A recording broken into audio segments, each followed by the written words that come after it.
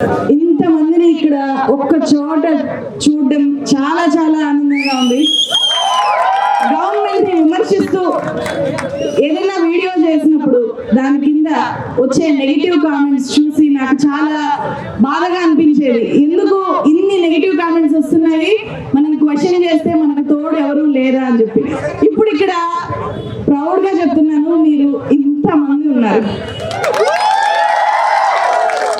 And మనకు చాలా తక్కువ టైం ఉంది కాబట్టి నేను ఒక చిన్న పద్యాన్ని చెప్పి ఇక్కడున్న కాక్రోచ్ జనతా పార్టీ ప్రొటెస్ట్ కి అండ్ నీట్ విద్యార్థులకి, సిబిఎస్ఈ విద్యార్థులకి, ఎవరైతే 1 కోటి మంది బాధితులు ఉన్నారో ఆ 1 కోటి మంది బాధితులకి ఒక జర్నలిస్ట్ గా మద్దతు తెలియజేయడానికి వీడియోలో మీ కష్టాన్ని మాత్రమే కాదు, గ్రౌండ్కి వచ్చి మీ వాయిస్ ని కూడా మేము ప్రతిధ్వనించడానికి ఇక్కడికి వచ్చాము అని చెప్పడానికి ఒక చిన్న పద్యం ద్వారా నేను చెప్పాలి అనుకుంటున్నాను. బలవంతుడ నాకేమని పలువురితో నిగ్రహించి బలుకుట మీద బలవంతమైన సర్పము చలిచీమల చేత చిక్కి, బలవంతమైన సర్పము చలిచీమల చేత చిక్కి చావడి సుమతి.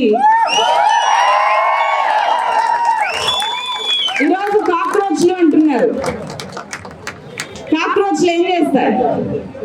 చీకట్లో ఉండి రహస్యంగా అనగబట్టి కాలుతో తొక్కినా కూడా చనిపోకుండా బతుకు పోరాటం చేస్తాయి. మన రాజకీయ వ్యవస్థ, విద్యా వ్యవస్థని బలవంతంగా తొక్కేస్తుంటే కాక్రోచ్లాగా కాదు, రేపొద్దున చలిచీమల్లాగా ఒక బలమైన సర్పాన్ని చలిచీమల్లాగా ఇదే కాక్రోచ్లు మారుతారు. కబడ్దార్, గుర్తుపెట్టుకోండి. వీళ్ళందరూ చలిచీమల్లాగా కమ్ముకొని వస్తున్నారు. ఈ వాయిస్లు బలపడతాయి. మనం ప్రజాప్రతినిధులు అంటాం. రాజ్యాంగం ప్రకారం ప్రజాప్రతినిధులు అంటే ప్రజలందరూ కోరుకొని మీరు మాత్రమే మాకు ప్రతినిధిగా ఉండాలి అని చెప్పి మనం ఎన్నుకునే వ్యక్తులు.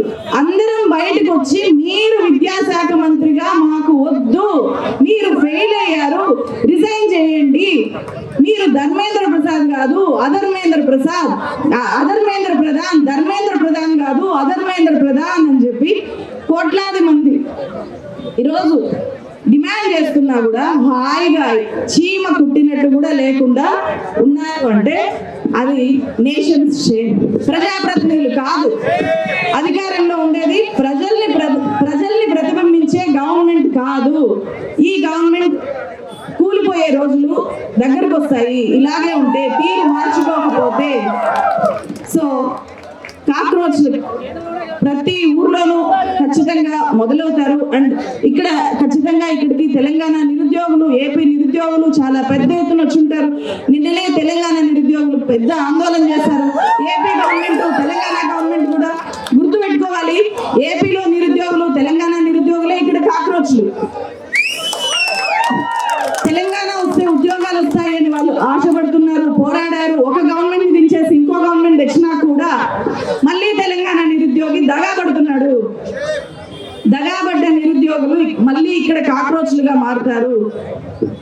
సో ఇక్కడుండే గవర్నమెంట్స్ గుర్తు పెట్టుకోవాలి.